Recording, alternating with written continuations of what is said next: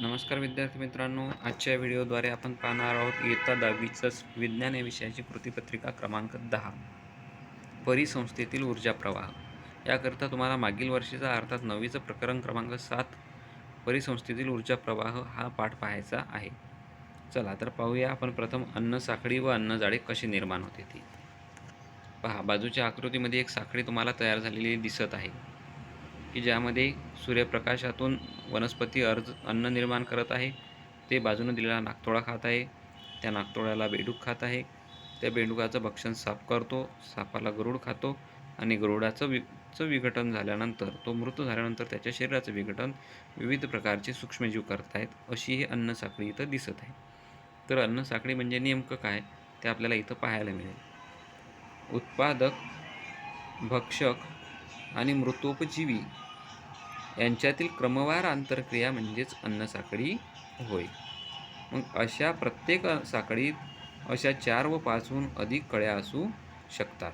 इथं तुम्हाला ह्या कळ्या दिसत आहेत पहा. जेवढे ॲनिमल तिथं दाखवले आहेत ते सर्व काय आहेत, त्या अन्न साखळीच्या कळ्या आहेत. त्यानंतर पुढे आहे अन्न जाळे. एखाद्या परिसंस्थेमध्ये अन्न साखळ्या परस्परांशी जोडल्या गेलेल्या असतात, कारण एखादा सजीव इतर अनेक सजीवांचे भक्ष्य असतो. त्यामुळे अशा होणाऱ्या गुंतागुंतीच्या जोडणीमधून अन्नजाळे निर्माण होते. म्हणजे ही झाली एक अन्न साखळी. पण याच्यासोबतच काय होईल की बेडकाला आणखी कोणता पक्षीसुद्धा खाऊ शकेल, सापाला आणखी दुसरा प्राणी खाऊ शकेल. म्हणजे बेडूक हा एकापेक्षा जास्त सजीवांचं भक्ष्य होईल. त्यामुळे ही अन्न साखळी आणखी दुसरीकडे वळेल आणि असे मग एकापेक्षा जास्त अन्न साखळ्या होऊन त्या एकमेकाशी गुंतलेल्या असल्याने एक अन्नजाळं तयार होईल. त्यानंतर आता पाहायचं आहे पोषण पातळी. अन्न साखळीतील प्रत्येक साखळी म्हणजे पोषण पातळी होय. अन्न प्राप्त करण्याचा स्तर पोषण पातळी दाखवते. आता इथं तुम्हाला पोषण पातळी दाखवलेली आहे. त्याचा एक मनोरा कसा तयार झाला आहे तो पहा. ऊर्जा मनोरा म्हणतात त्याला. निम्न स्तरावरील उत्पादकापासून उच्च स्तरावरील भक्षकापर्यंत टप्प्याटप्प्याने घटत जाणाऱ्या अन्न साखळीतील अन्न घटकांच्या व ऊर्जेच्या प्रमाणावर आधारित आकृती म्हणजे ऊर्जा मनोरा होय. पहा, ऊर्जा मनोऱ्यामध्ये काय दाखवलेलं आहे. परिसंस्थेतील सर्व उत्पादक वनस्पती दाखवलेले आहेत. त्यानंतर त्यांना खाणारे शाकाहारी दाखवले, शाकाहारींना खाणारे मांसाहारी दाखवले, मांसाहारींना खाणारे उभयाहारी असे दाखवलेले आहेत. आणि सर्वात शेवटी वर दाखवलं आहे की तिथं विघटक येतात. परंतु काय होते की या सर्वांमधली ऊर्जा शेवटपर्यंत कमी कमी होत जाते. याला म्हणतात ऊर्जेचा मनोरा. आणि उत्पादक आहे. उत्पादकांच्या नंतर शाकाहारींना म्हटलं प्रथम पोषण पातळी, तर मांसाहारींना म्हटलं द्वितीय पोषण पातळी आणि त्यांच्या वरच्यांना म्हटलं तृतीय पोषण पातळी. त्यानंतर पाहायचं आहे आपल्याला जैव भूरासायनिक चक्र. परिसंस्थेत होत असणाऱ्या पोषणद्रव्याच्या चक्रीय स्वरूपातील प्रवाहाला जैव भूरासायनिक चक्र म्हणतात. चक्र म्हणजे वर्तुळाकार फिरणारी अभिक्रिया. मग परिसंस्थेमध्ये कोणकोणते पोषणद्रव्ये येतात आणि ते चक्रीय स्वरूपात कसे प्रवाहित होतात याला म्हटलेलं आहे जैव भूरासायनिक चक्र. पोषणद्रव्यांचा हा चक्रीय प्रवाह सर्व सजीवांना वाढीसाठी पोषक द्रव्ये पुरवतो. हे जे चक्रीय प्रवाह बाजूच्या आकृतीत दिसत आहेत त्याच्यामुळे सर्व सजीवांना पोषणद्रव्य मिळतात. पहा तिथं काय म्हटलं आहे, जलावरण. त्याच्यामध्ये आंतरक्रिया होऊन मग वातावरण तयार झालं. वातावरणामध्ये पर्यावरणातल्या आंतरक्रिया घडल्या. त्यानंतर जलावरण, वातावरण व पर्यावरण आणि शिलावरण यांची जीवावरणाशी होणारी आंतरक्रिया झाली आणि मग शिलावरणाचे खडक माती यामध्ये रूपांतरित होतात. अशा पद्धतीनं आपल्याला पोषक द्रव्य चक्रीय स्वरूपात प्रवाहित होऊन पाहायला मिळतात. त्यानंतर पाहायचं आहे कार्बन चक्र. आपण सर्वजण कार्बन डायऑक्साईड बाहेर सोडतो, वनस्पती त्यांच्यापासून अन्न मिळवतात आणि असं चक्र सुरू राहत असते.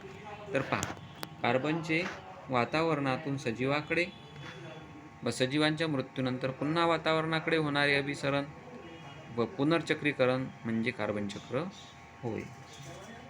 अजैविक कार्बनच्या अणूचे प्रकाशसंश्लेषण व श्वसन प्रक्रियेद्वारा जैविक अभिसरण व पुनर्चक्रीकरण होते. तसा कार्बन हा अजैविक आहे, परंतु प्रकाश संश्लेषण व श्वसन प्रक्रियेद्वारे तो सजीवांच्या संपर्कात येऊन त्याचं जैविक अभिसरण होत असते व पुनश्चक्रीकरण होते. खालील आकृतीमध्ये कार्बनच्या चक्रातील प्रमुख प्रक्रिया तुम्हाला दाखवलेल्या आहेत.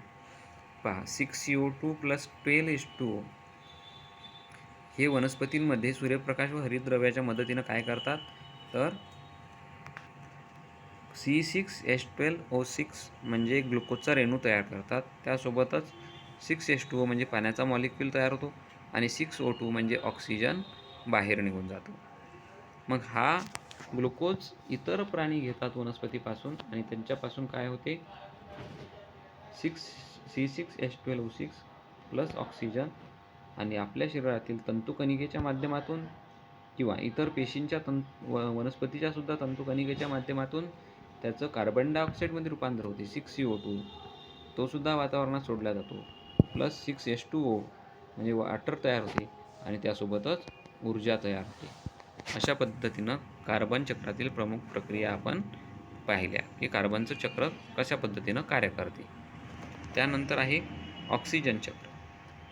पृथ्वीवरील वातावरणात सुमारे 21% इतका ऑक्सिजन असतो. जीवावरणातील ऑक्सिजनचे अभिसरण व त्याचा पुनर्वापर म्हणजेच ऑक्सिजन चक्र होय. जसं कार्बन चक्र सजीवांच्या संपर्कात आलं, परत वातावरणात कार्बन डायऑक्साईडच्या माध्यमातून गेला, तसंच ऑक्सिजनचा असणे, त्याचं अभिसरण आणि त्याचा पुनर्वापर म्हणजे ऑक्सिजन चक्र होय. या चक्रात देखील जैविक व अजैविक असे दोन्ही घटक समाविष्ट राहतात. बाजूच्या आकृतीमध्ये पहा, वनस्पतींद्वारे ऑक्सिजन निर्मिती होते आणि प्राण्यांद्वारे ऑक्सिजन श्वसन केले जाते. प्राण्यांद्वारे कार्बन डायऑक्साईडचं उत्सर्जन होते आणि वनस्पतींद्वारे कार्बन डायऑक्साईडचं श्वसन व अन्न निर्मिती करून पुन्हा ऑक्सिजनची निर्मिती होते. त्यानंतर आपल्याला पाहायचं आहे नायट्रोजन चक्र.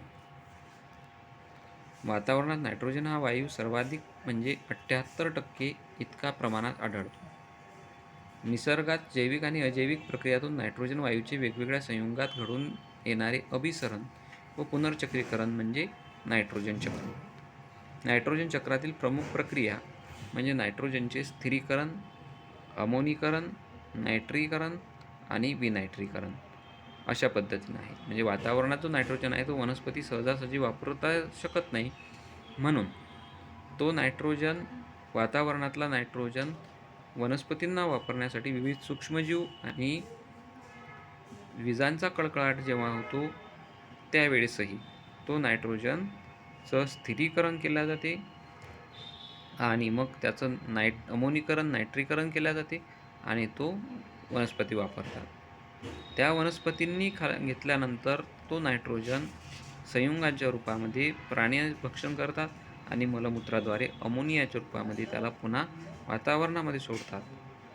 अशा पद्धतीनं त्याचं चक्रीकरण केलं जाते. ते आपल्याला बाजूच्या चित्रामध्ये पाहायला मिळत आहे. आता आपल्याला पाहायचं आहे मुख्य म्हणजे सराव करूया. पहा, पहिला प्रश्न आहे, कार्बन, ऑक्सिजन व नायट्रोजन चक्रांचे काळजीपूर्वक निरीक्षण करून तक्ता पूर्ण करा. याकरिता तुम्हाला तुमच्या पाठ्यपुस्तकाची सुद्धा मदत घ्यायची आहे. 3 चक्र इथं दाखवले आहेत, जैव भूरासायनिक चक्र, कार्बन चक्र, ऑक्सिजन चक्र, नायट्रोजन चक्र. त्यामध्ये जैविक प्रक्रियेमध्ये काय काय घडते आणि अजैविक प्रक्रियामध्ये काय काय घडते ते तुम्हाला इथं लिहायचं आहे. याच्या उत्तराचा सविस्तर व्हिडिओ आपण स्वतंत्रपणे बनवू, तेव्हा तुम्ही तो नक्की पाहून घ्या. इथं फक्त आपण प्रश्न पाहणार आहोत.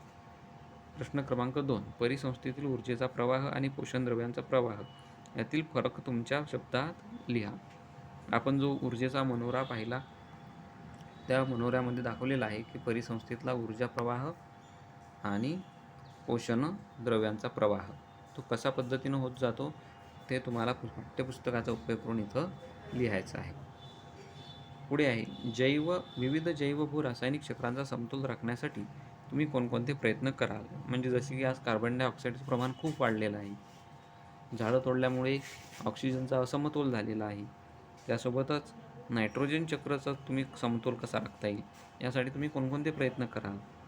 जसे की औद्योगिकीकरणावरील निर्बंध करून